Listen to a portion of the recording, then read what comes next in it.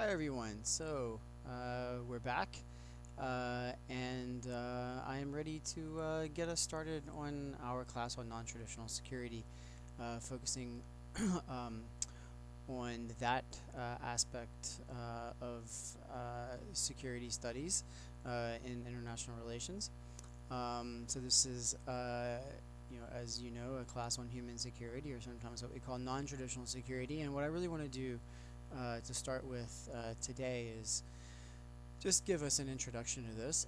And so I've put together a PowerPoint that covers this topic with specific reference to East Asia, because I thought that it might be somehow more relevant or feel closer than maybe talking about it so abstractly. So I have a few examples in my PowerPoint that I come to that are in the East Asian context, because I felt like maybe that would speak a little bit more to some of your concerns and some of your interests.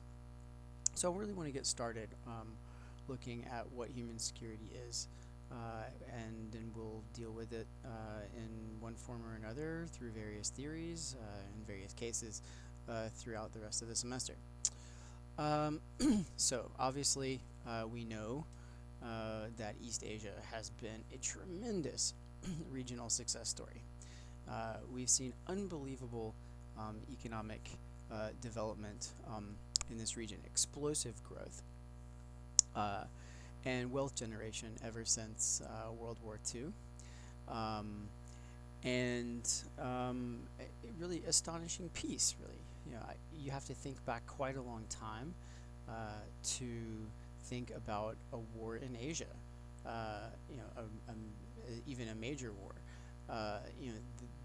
The Vietnam War is probably the one that seems like it would be the most obvious candidate for conflict in the region. Arguably, the China-Vietnam War, which followed on the Vietnam War, would maybe be the last war, but it wasn't a particularly large one.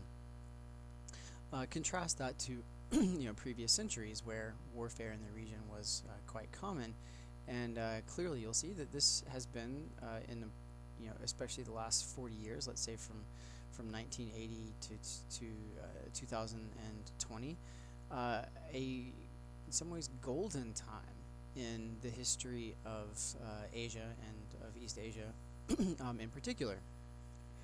The countries here have become incredibly wealthy. They have become quite powerful in many respects. Their levels of development, as measured by, for instance, human development indicators, are quite high, and it's been quite peaceful. By the way, there have been any number of movements of democracy that have taken place either since the end of World War II or within the last 40 years, including obviously here in South Korea, going back further, Japan, Taiwan, of course, as well. And that's not counting countries in Southeast Asia, which have various levels of democracy.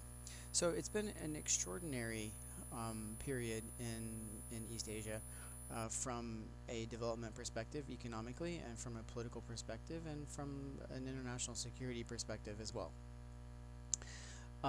And for that reason, we talk quite a bit about how this is going to be the Asian century. The question, I think, in some respects, in terms of whether or not that's going to really work out, depends quite a bit on the question of how good our governance is, right? A lot of the success in Asia over the last 40 years, let's say, has been due to relatively good governance. There's simply no way around that, whether that be through the democratization of certain places such as South Korea, whether that be because of the development of a highly competent and functional bureaucracy in places like Japan or Korea, or whether that be because of other forms of creating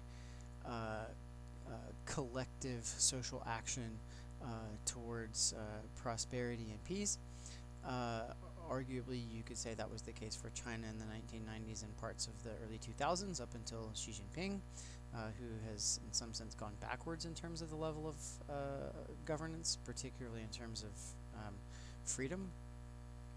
There have been lots of ways that Asia has used good forms of governance in order to make its prosperity and peace and development take place. So whether or not that continues and we end up with this Asian century we're talking about, I think depends quite a bit on how good governance continues to be.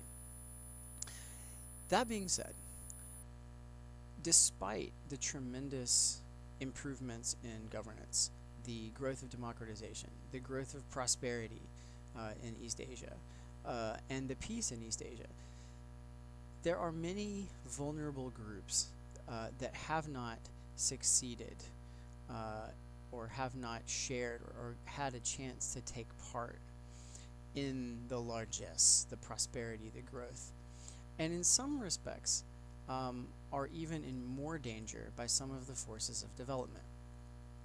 Now, I put this PowerPoint together in early January when it didn't seem like the coronavirus was going to end up being as big of a problem as it was. It certainly wasn't a pandemic at the time. It was largely confined to Wuhan and Hubei province in China. And now, of course, this thing has gotten totally out of control and become a global pandemic, which is why I'm talking to you by video rather than physically in person in a class. But I added the COVID-19 coronavirus to my PowerPoint here on this first slide as a way of showing how development has in fact led some people to be imperiled, in fact, by certain risks that fall largely under the category of human security risks. So let's take, for instance, the people in China. China obviously has brought more than 800 million people out of poverty over the last 50 years. It's an incredible success story in some respects economically, but that's been highly uneven.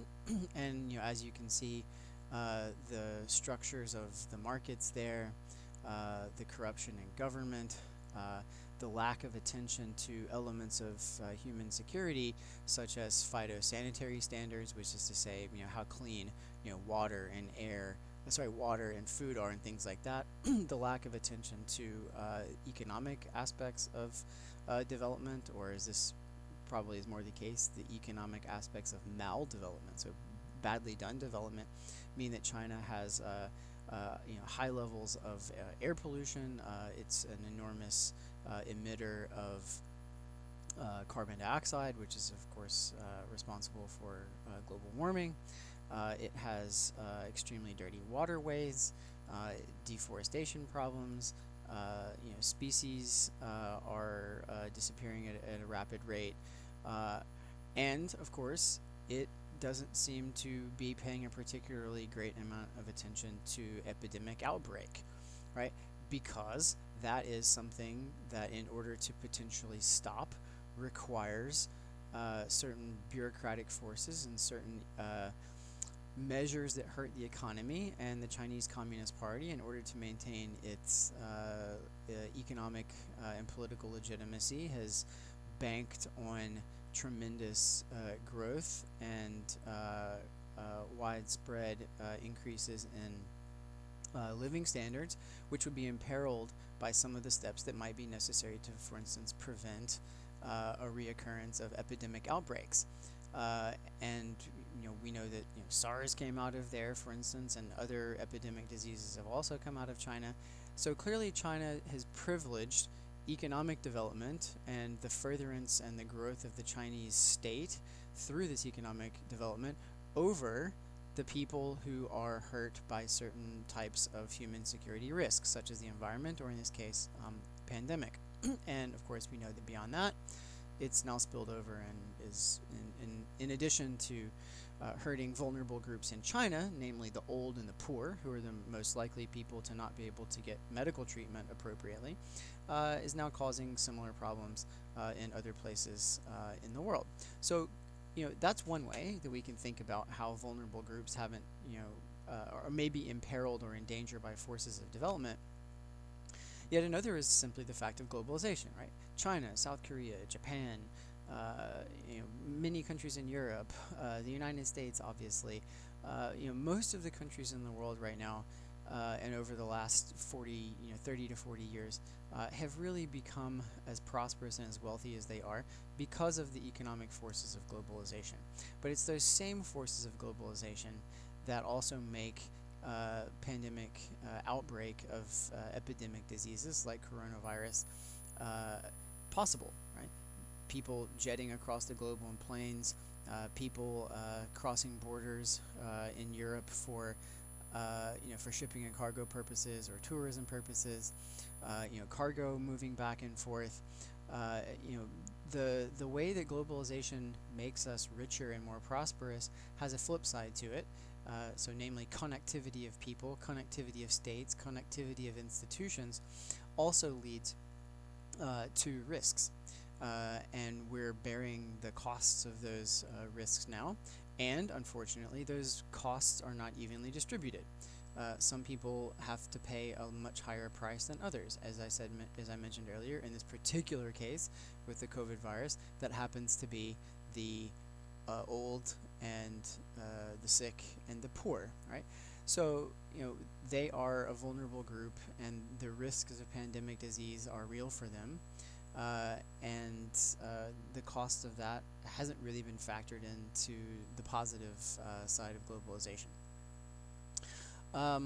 Moving on, the larger point I guess I'm trying to make is that our understanding of security so far has, in most of history, especially since World War II, has been state-centric, which is to say we tend to look at security primarily through the lens of national security, and that means looking at questions more of war and peace, and to what extent systems can be established either internationally or nationally in order to protect the continued survival of states and their regimes. The other way that we tend to have looked at the world, I think, especially in East Asia, over the last 40 or 50 years, is what we call econophoria, the sense that economic growth can essentially be a substitute for other forms of development, whether that be political development, or whether that be the growth of human rights, whether that be attention to economy, and even attention to interstate security, right? We have this sense, in especially in East Asia, that it's economic relations between states that ultimately will prevent conflict, and that this is a sort of panacea, or a sort of all-encompassing solution to the world's problems. As long as we can keep growth at 7% in China, 2.5 to 3% in Korea, 4 to 5% in the Philippines, 1.5 to 2% in Japan, everyone will be happy with the level of economic development, and no one will rock the boat and try to start a conflict. That may or may not be true, but more importantly, it doesn't really take into account, as I mentioned earlier, the types of risks that we know exist for vulnerable populations. And a lot of this class is going to therefore be about evaluating and reevaluating good governance, and a prioritization or a reprioritization of the way that we organize our societies, our states, and indeed the international system, with an approach that is centered on human security and human well-being, rather than state security and abstract economic goals. So, what is governance? I've used this word several times. Well, it refers to managing collective affairs. So we can have obviously national level governance, state level governance. We also have even local level governance. For instance, school systems and things like that. Somebody's got to make the bus runs in cities. That's a form of municipal governance. And then obviously we have international and global governance, which is the managing of our collective affairs in a fashion that responds to the cross-border nature of those affairs today. Obviously, we wouldn't need this type of governance if everyone had the same interests, but of course we don't.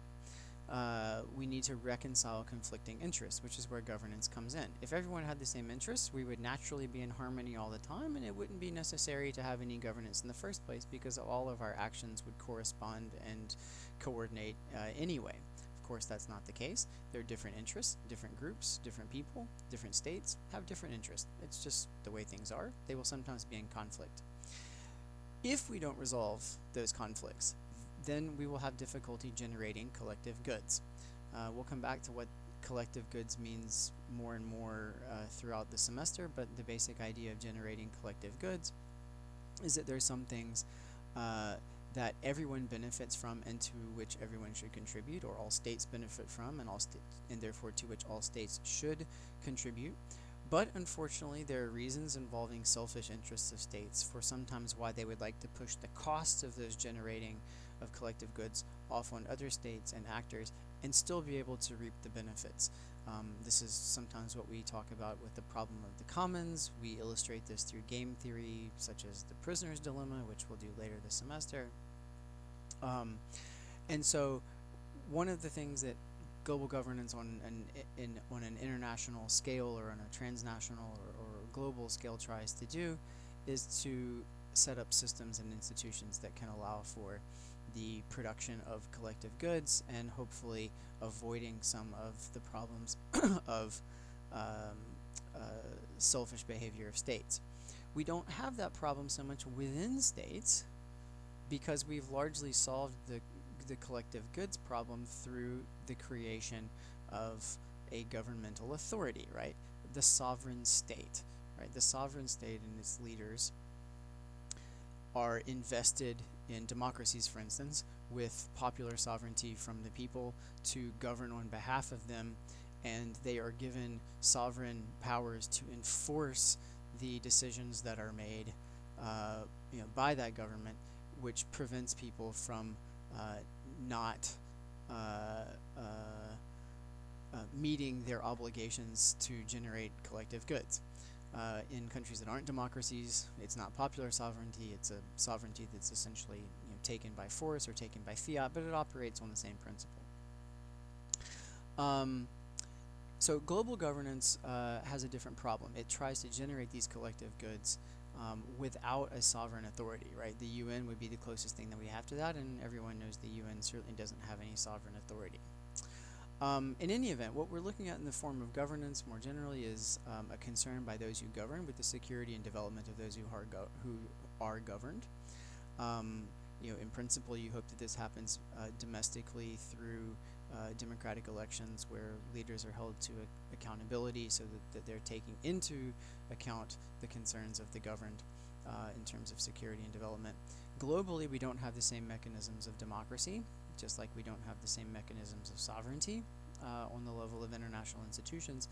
And yet still, we expect global governance to be able to, at least in some cases, reconcile conflicting interests of states and their populations in order to generate collective goods. What we would like to see then is governance on a global level that doesn't just focus on state security, but rather, and this is the point of human security or non-traditional security, a focus on individuals and vulnerable groups, which means that there's, if you want to put it this way, a moral component to governance. It's not simply about governing efficiently, right, but rather about governing correctly, governing well, with the right motivations and the right outputs. You could make an argument that there are many dictatorships, or at least some dictatorships, which have relatively efficient forms of governance. You could even make the case that that has been the case with China, even with respect to the COVID virus.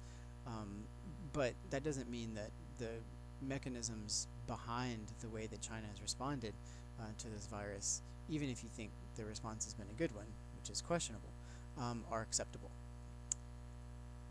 So human security within the context of the UN, this might be a little hard to read, sorry my PowerPoint's not very good here. Human security is the intersection of three major areas. One is human rights, this is up here. Second is security, by which we mean the physical security or the personal security of persons, of individuals. And the third is development, which is to say, well-being and prosperity. Where those three areas overlap here, that's where you get the concept of human security. Human security needs to take all three of these areas into account. If I can find the quote from Kofi Annan, he famously said, "We will not enjoy security without development, development without security, and neither without respect for human rights." Right? This is why we see in the UN this tripartite structure. Right? You can't have development without security. You can't have security without development. And you can't have either of these things without human rights, or at least you can't have them in an acceptable form. We'll come back to that later. At the very base, human security refers to the freedom from fear and the freedom from want. We'll talk about how expansive those freedoms should be. And this is really the critical part. It's about the protection of individuals rather than states, right?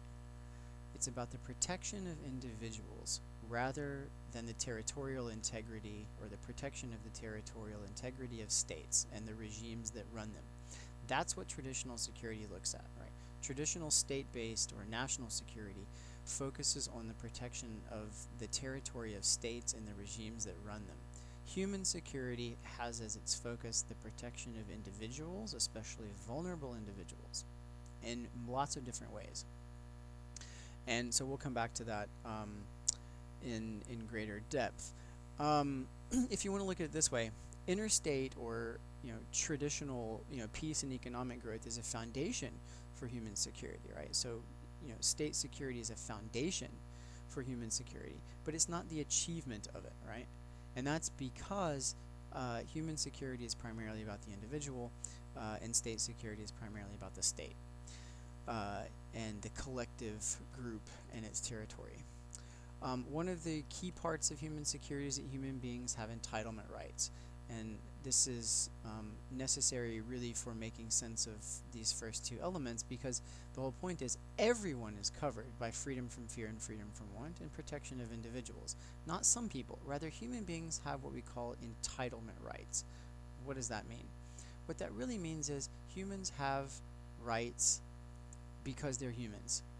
You don't have the right under a human security framework to the freedom from fear or freedom from want or protection of your personal safety as an individual because you are male or white or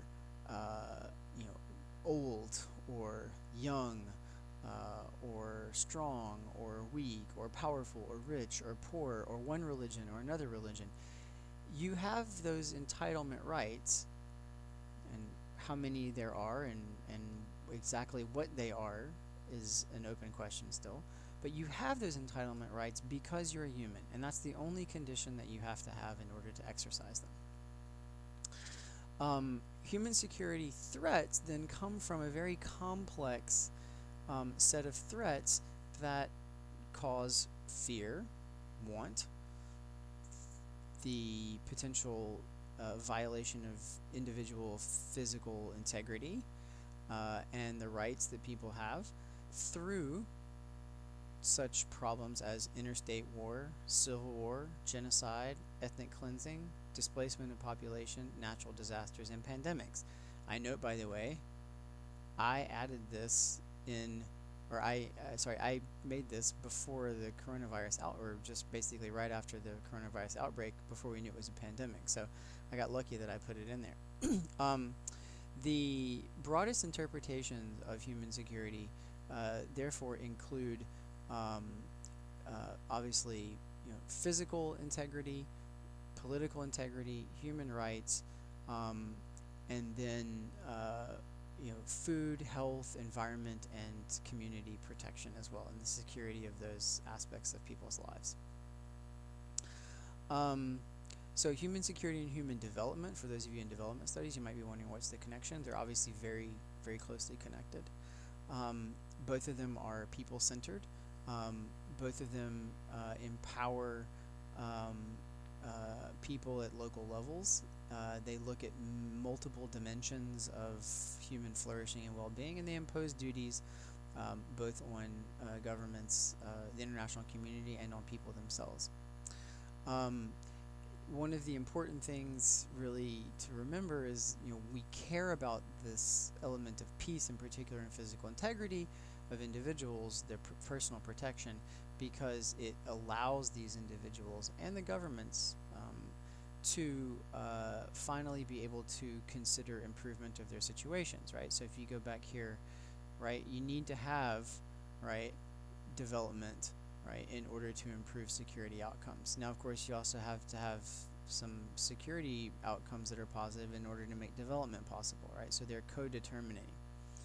Um, as a society develops, it's therefore it's therefore more able to afford things that we need in order to ensure people's human security, right? Doctors for in hospitals for public health, welfare networks for material and economic well-being that people need, internal security operations so that people can feel safe from other people in their population or perhaps violent groups who live within that country, um, and also sometimes from the government itself, right? I mean, sometimes you have predatory governments for whom the internal security operations are protecting the government from the people, and in many instances what we need is actually to protect the people from the government.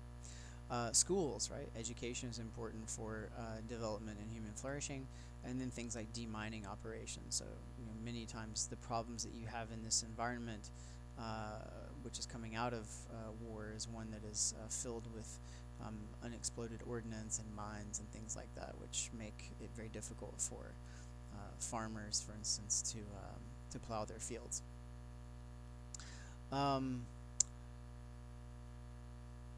Moving on.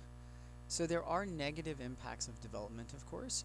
So, when we looked at that human security Venn diagram with the three elements, we have to remember that development isn't only a good, right? Development has a flip side to it, which can be problematic. It increases demand for certain things like scrap metal, which people can take out of buildings, which people can steal, which people can acquire illegally. It sometimes involves poor working conditions. It sometimes involves either preventing people from moving or forcing people from moving. It produces pollution. It typically brings with it sex work, drug addiction, workplace accidents, oftentimes displacement and resettlement, right? Hundreds of millions of people in China have been, or at least tens of millions of people in China have been forced from their homes and their land in order to make room for various development projects.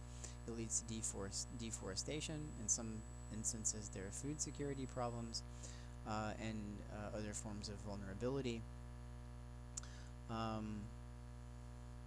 We'll come back to responsibility and protect later in the semester, as well as the responsibility to provide. So I mentioned entitlement rights. These are rights that humans have by virtue of being human beings for no other reason. That's the only condition you have to meet: be alive and be a human. This brings along with it, for the international community and the state, something that we call the doctrine of responsibility to protect, which I'll come back to later in the semester. And as I mentioned, primarily implicates setting up social conditions that provide freedom from want and freedom from fear. Obviously, there are lots of different providers who should be engaged in that. Intergovernmental organizations, the states themselves, municipalities, non-governmental organizations, and of course citizen groups themselves. We all, under human security principles, oh my goodness, owe a duty to our fellow human beings, regardless of nationality, citizenship, ethnicity, religion, or other factors. So, if you want to look at human security this way, and one aspect of it, this entitlement to freedom from certain things, we can talk about in the first place, and I think least controversially, the freedom of death, the fear of death, right? Human security should, at the very least, include freedom from the fear of imminent death, right? Seems like that's pretty reasonable. Human security as a concept should provide for the freedom from the fear of being left to die, right? being left on your own to die. So we see that in places typically where there are civil wars, for instance, where parts of the population are essentially um, stuck in a place where they have inadequate resources and are left to die. That's also generally pretty non-controversial. Want of basic needs. This is also, I think, pretty clearly within the realm of the workable concept of human security. Basic needs, right? The world is a prosperous enough place that essentially everyone should have a freedom from the fear of wanting basic needs for survival. So I think these three are in some sense relatively uncontroversial, but there's some versions of human security which go a little farther, right? And that really push the limit, I think, on how workable a concept this is politically. So one is the want of a good life, right? It's an arguable question. Are we owed, are we entitled, by virtue of being human, to a freedom from wanting a good life, right? That somehow we should have a good life simply by virtue of being humans. It's an open question. And then on the outer range of what counts as an entitlement is the want of an empowered life, right? And I think there are a lot of people who think that this is simply going too far as a concept, that there's so many people in the world that don't have an empowered life, but in many other external circumstances, clearly are living a life which meets requirements of basic human security. So there's an interesting question about how far on the scale this should go in terms of what should be really included in the entitlement to freedom from as a part of human security. So to conclude, we've got traditional state-centric concepts which are not diverse and which are not sufficient to really cover the diversity of threats to lives and livelihoods of people. And so we come up with human security as a way of supplementing that. So nothing in this course of non-traditional security should indicate that traditional security concepts such as state security and national security are unimportant. Of course they are important, but they don't go far enough. So there really is a constitutive relationship between development and human security, but it's not all there is, right? Development doesn't lead to human security. Development is perhaps necessary for for the emergence of certain forms of human security and the abrogation of risks to them. And then we'll come back to responsibility to protect. But in essence, governments and the international community have a responsibility to protect and provide for freedom from fear of certain types of risks. And then thirdly, under the concept of human security, there are complexities of social, economic, and political pushing and pulling, which really requires a broader understanding of what it is that counts as security for individuals, because they're the focus of human security, and the threats and the risks to them are complex mixes of several other factors. So I'll go ahead and stop there. I hope that this was relatively clear. I'm going to put this PowerPoint as well as a reading on the Google Doc. So please go into Google Drive and find that. And happy reading. And I am looking forward to our next meeting and hope that soon we'll be able to actually physically have a class as well. So thanks for your attention and hope to see you soon.